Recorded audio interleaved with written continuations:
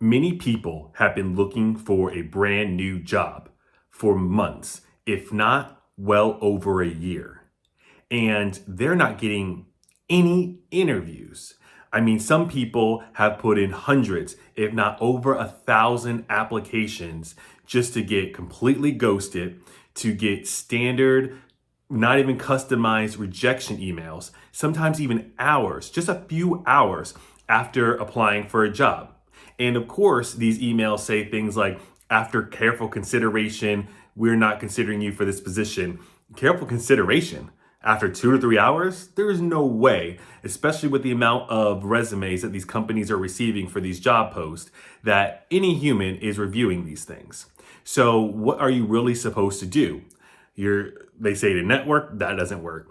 They say to apply on LinkedIn, that doesn't work. Apply on Indeed, switch things up, maybe go multiple job boards, that doesn't work. It seems like no matter what you try, you're going to get denied.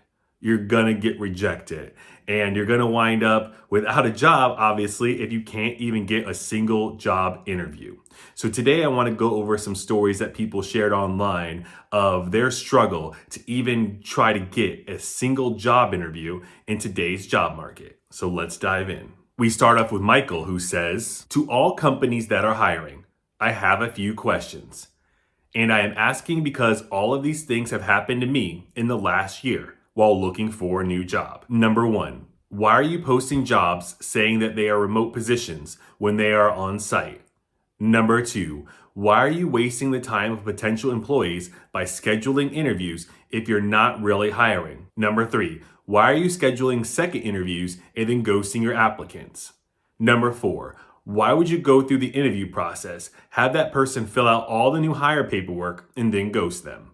If any company's representatives can answer these questions, I would greatly appreciate some clarification." Those are four great questions from Michael. The first one, why are you listing it as a remote job when it's all on site or hybrid? Well, that's because they want as many people to apply as possible. Now, you would think with the amount of people applying for jobs, they would just be more honest and upfront, because I feel like they have enough applicants for every single posting that you see on LinkedIn. And especially if they list it remote, you know within the first hour or two, it's going to be over that 100 applicant threshold. So if you have a position that you know is just in Nashville, Tennessee, or just in Gainesville, Georgia, or something like that, just say what city it's in, because you don't want a whole bunch of people who think, because maybe they don't read the resume or read the job description too well, that these are remote jobs. And a lot of times you have to click through and really read through the fine print just to confirm that it's not remote. Some job postings will say remote, and you won't really know that it's not fully remote until you click on the job description and read through the fine details. Because I've seen countless job postings that say remote, and then it's on site maybe 3 days a week and remote 2 days a week. So that's not really how it works. Remote job you're supposed to be able to do from anywhere as long as you're a citizen of the country. It's not, it's in office a couple of days a week and remote the other times of the week. No, that's hybrid. There's a word for it. LinkedIn has a filter, so I don't know what we're talking about remote some days and not remote or in office the other days. So it's just a way to get more people to apply for their job. And I guess they figure for the right candidate, they can talk them into going into the office as opposed to just being fully remote. And then the second thing, why schedule interviews if you know that you're not really going to hire that person? I mean, we've talked about this a lot.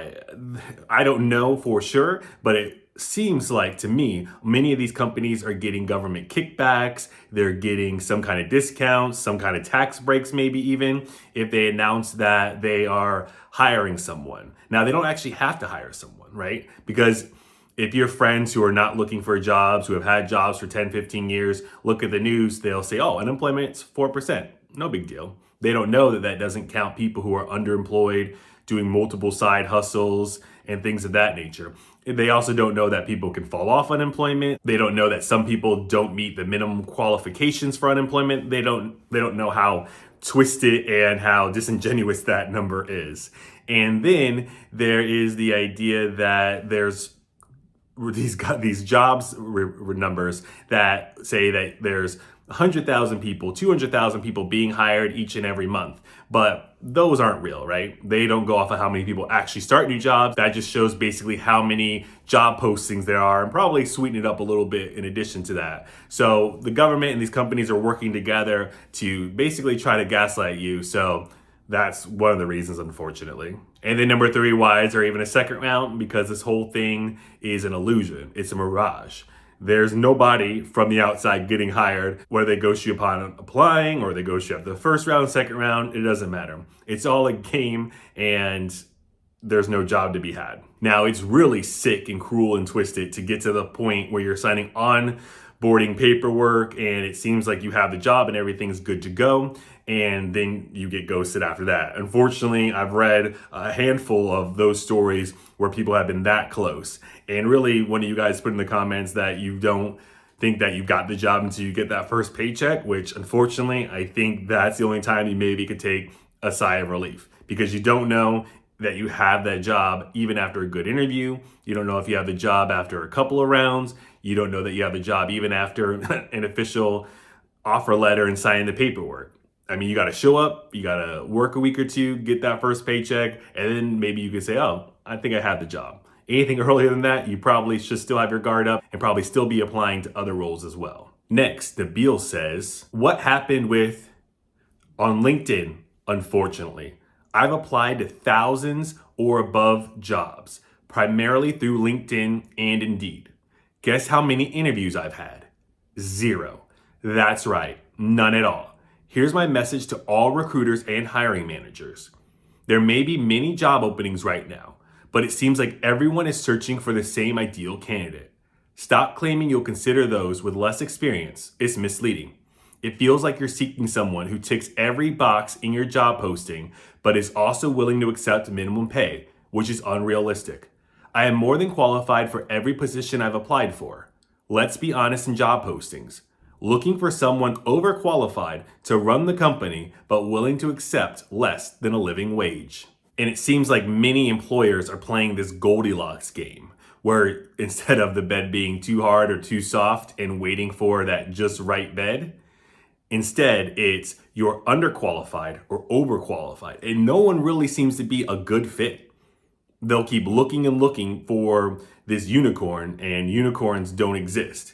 And they'll keep posting and reposting the same job over and over again, sometimes for up to a freaking year, and never hire anybody because they could say some people are underqualified.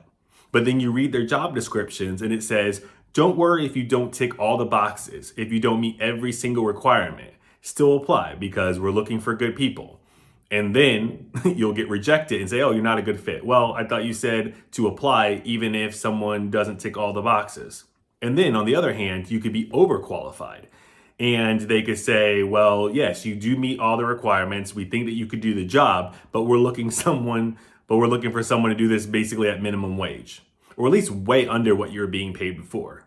I get that remote work is basically dead. So if you have to go into person, if you have to be in a city and pay high rent, well, there's got to be a certain minimum that you're going to make. You can't be at an office job making $20,000, $30,000 a year and afford an apartment. So there's a certain amount of money that you have to make, whether you're overqualified or just qualified at all, to have the job, to not have to live out of your car or sleep at your desk. There's got to be a minimum wage that is realistic for a corporate office worker. And then, yes, they are looking for people who tick all the boxes that could do it at a discounted rate. And we see these companies, layoff after layoff, thousands of people getting laid off, losing their job all at the same time. And that doesn't mean that they're not hiring anymore. That means that they're getting rid of dumping these big salaries. And then they're sometimes looking for Americans who can do that job at a half or a third of what the previous person did. So if you see that a company is doing layoff, it might be a good time to join the company, especially if you could do it with a little bit of a haircut at a little bit of a pay decrease, because they're looking to save money. They don't care how their product's doing. They don't care about the quality of it. They don't care about their brand, their reputation. They're just looking to cut money in the easiest way possible, and they do that by laying people off. Now, the reality is most of these jobs are just going overseas. They're going to send them to sometimes Mexico, but mostly India, the Philippines. They're going to outsource as much as possible, but there might be a handful of jobs in there after a layoff for an American worker who can do the job at a huge discount, a true authentic hometown discount. Timothy replies to this post and says, I've been doing the same thing, and up until a couple of months ago, I've been able to sustain myself through side jobs. That has now dried up, and I now live in my car and running out of money. I applied for public assistance and was denied because I made money from the side job. I'm hoping for some kind of miracle to help me get out of this situation, but I'm not holding my breath. And this is so sad. Just this morning, I was watching a YouTuber who does a lot of the TikTok reactions, and her whole video was on people living in storage units. We've seen all these kind of videos and TikToks of people living in their car. And it's not like fun, we converted a van and it's really nice and we're touring the country. The only asset I have in my name is my car. And I can't afford an apartment because maybe I don't make enough money to have 3 times the rent, or to have the down payment, or maybe my credit's not good, or maybe it's been too long since I've had a job and then I don't meet the minimum requirements for an apartment, or I can't come up with a down payment for a house. I mean, there's unfortunately reason after reason why people are living in their cars, living in storage units, living with multiple roommates. I mean, it's really rough out there. It's a tough time to not be a rich American, for sure. And then you are in a situation where you should apply or should be able to be accepted into public assistance, and then you get denied because you made a little bit of money. You're better off making no money, making sure you have a bunch of kids, and making all kinds of bad decisions so you can get the public assistance than trying to better yourself, trying to make a little bit of living for yourself, and then just getting denied. It's basically the equivalent of tanking in sports. You want to make sure you're as bad off as possible and that you have no hope for a future,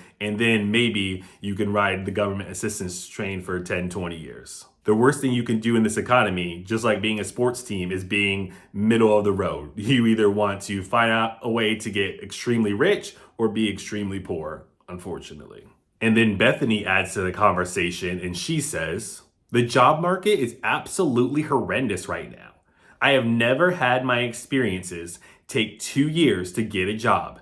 It's usually maybe 30 days, but that was before COVID. And I don't even think that it's what you put in quotations.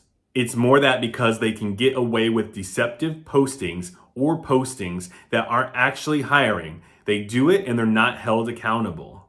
I think that LinkedIn and all the other places, they really need to start holding these companies accountable. And yeah, people talk about other times and other periods, but for many Americans, this is the hardest they've ever had it to try to land a new job. People are struggling more than in 2008. They're struggling more than in 2020. I mean, at least there was reasons for that happening. Now there is no official reason, because the government will tell you that everything is fine, unemployment rate is low, companies are hiring, America is great again, all kinds of things are happening in a positive light. But the reality is, like I said, people are living in their cars, people are living in storage units, people cannot land a brand new job. And it's harder for many people than it's ever been before. Even with experience, even with qualifications, you just can't get anything. People are getting absolutely no interviews after spending all day for months and months applying for jobs. And nobody's going to hold these companies accountable. Indeed knows. I've seen posts on Indeed that there's ghost jobs, fake jobs. They're not doing anything about it. The other day, we went through a post on LinkedIn and someone mentioned Indeed and said, hey, this person is out here claiming to be Indeed, offering jobs, scamming people. What's going on? And they said, oh yeah, that's not us. We don't message you via WhatsApp, check out this article. But that's not really stopping someone. That's just saying, oh yeah, watch out for that.